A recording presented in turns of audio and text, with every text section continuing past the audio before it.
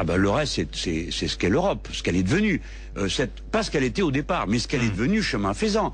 On en a fait un système à 27 qui a institutionnalisé le libéralisme. Et on est dans une situation absolument folle, où tout le monde dit, vous, moi, même ceux qui ne sont pas des génies de l'économie, hein, mais qui nous intéressons et qui suivons, on dit, ah, les mouvements erratiques de capitaux détruisent tout, et on a un traité qui interdit la libre circulation des capitaux, non seulement dans l'Europe, mais entre l'Europe et le reste du monde. On dit tous, il y en a marre des délocalisations qui ne sont faites que parce qu'on peut payer des ouvriers moins chers, et d'un pays par rapport à l'autre, et on a un traité européen qui interdit l'harmonisation sociale. Donc on a un traité qui, au lieu d'être la solution, une Europe qui, au lieu d'être la solution, devient le problème.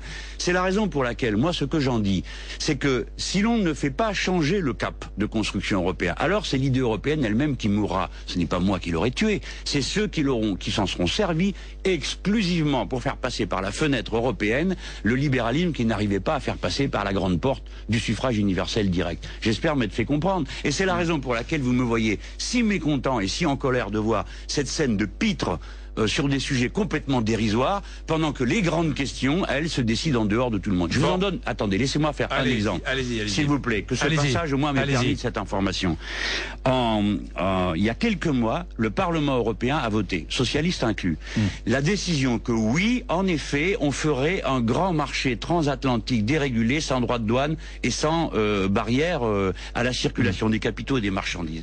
Vous le saviez? Non. Non. Moi non plus, si je me suivais pas cette affaire aujourd'hui. La plupart de nos concitoyens n'en savent rien. Ça s'appelle le grand marché transatlantique. Vous, moi, nous sommes entraînés à la date de 2015 dans une aventure où nous ne formerons plus qu'un ensemble économique et social avec les États-Unis d'Amérique, et personne n'en parle une seconde ou que ce soit. Par contre, on passe des heures à discuter des excuses des uns aux excuses des autres et ainsi de suite.